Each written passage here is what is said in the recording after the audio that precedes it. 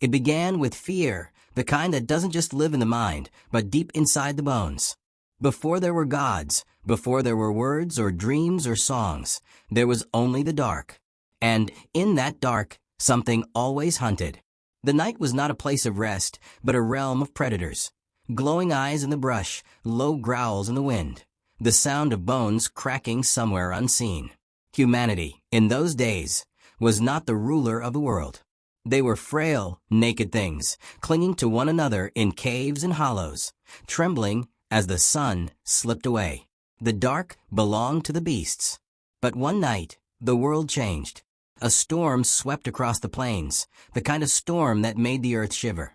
Wind howled through the trees, and thunder rolled over the hills like a drumbeat of gods. The sky tore open, and a blinding flash of lightning struck an old, dead tree. For a heartbeat, the world became light. Then, as the thunder echoed away, a strange glow remained. The tree burned, alive and hissing, the dark now bleeding orange and gold. They had never seen anything like it. The tribe gathered at a distance, eyes wide, hearts pounding. Some hissed in fear, clutching their children close. Others stared in wonder, mesmerized by the dancing light that moved like a spirit. Wild, alive, dangerous. The flames roared and crackled, spitting sparks into the night air. The wind carried its warmth, soft but powerful, touching their faces. It felt alive. To them, it was not fire. It was a creature of the sky, something born from the heavens themselves. For hours, they stood there, watching as the strange light consumed the wood and turned it into ash. When the storm passed and the night grew quiet again, curiosity began to outweigh fear. One young man, lean, curious, restless, took a hesitant step forward. The others hissed warnings. But he kept moving, eyes locked on that fading glow. His feet crunched over the damp earth until he stood just before the dying embers. The light flickered, whispering across his face. He reached out a trembling hand and felt the heat. It startled him. It didn't bite or strike, it simply breathed warmth. For the first time in history, a human had touched fire. That night, something ancient shifted. The young man returned to the tribe, clutching a burning branch. They huddled around it in awe. The flame was small, fragile, flickering like the heartbeat of a newborn. They fed it bits of grass and dry bark, afraid to let it die. Its warmth spread across their faces, pushing back the shadows. When predators approached, their glowing eyes stopped at the edge of that circle of light, unsure, unwilling to cross. For the first time since the dawn of their kind, humanity slept through the night without fear. Days turned to weeks. The tribe carried the fire with them wherever they went, cradling it like a sacred thing. They learned what made it live: dry wood, air, and patience. They learned what made it die: neglect, wind, and water. They did not yet understand its nature, but they knew it was power. When they were cold, it saved them. When they were hungry, it made their food soft and warm. When beasts came near, it scared them away. And so, fire became the heart of the tribe. The young man who had first touched the flame became something more than a hunter. He began to think in ways others did not. He saw that the fire did not just burn wood, it transformed it. He wondered if other things could change too. With that realization, the first spark of human imagination was lit. He began experimenting, tossing bones, stones, leaves into the fire just to see what would happen. He saw how meat changed when cooked, how it no longer stank or made their bellies ache. He saw that smoke chased away biting insects and carried strange smells far into the wind.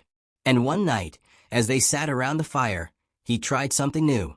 He lifted a burnt stick and dragged it across a stone, leaving a black mark.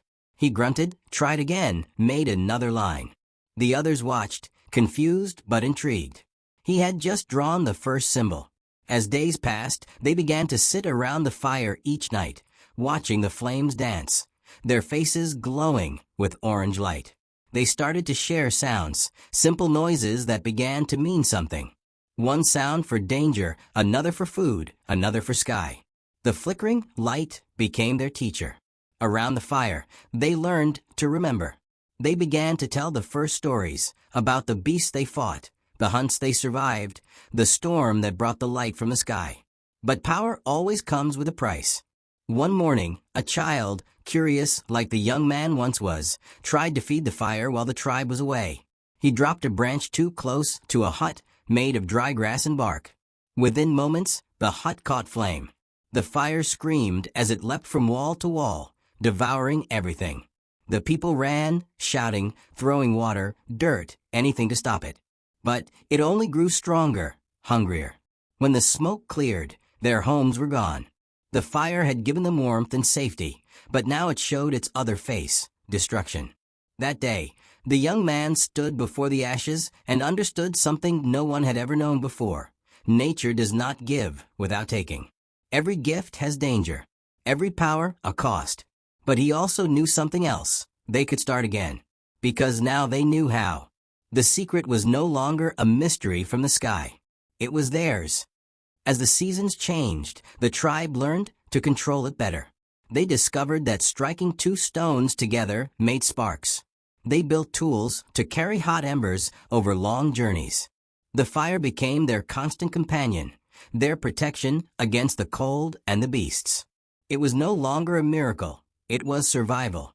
And wherever the light of the fire reached, humanity thrived.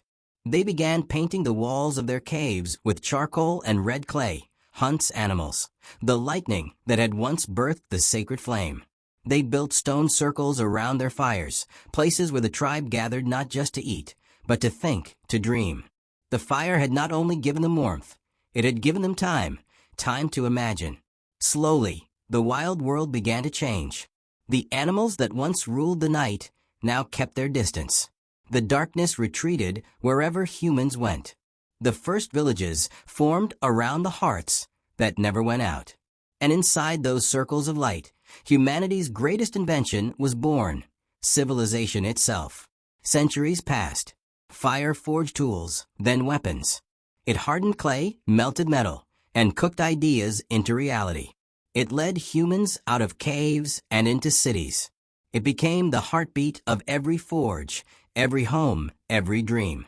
All of it, from the first spark to the modern flame, came from that night when lightning struck and one curious human reached out his hand instead of running away. And though tens of thousands of years have passed, the fire never truly left. It burns now in different ways, in the glow of a screen, in the hum of engines, in the pulse of our cities.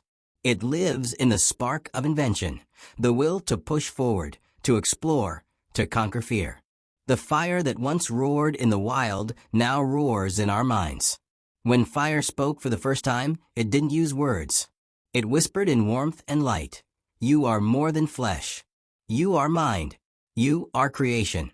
That whisper changed everything. It gave us courage. It gave us curiosity. It gave us hope. And as you watch this, the glow on your face is the same light that burned on that stormy night thousands of ages ago. That same ancient flame still burns within you. The desire to understand, to build, to overcome.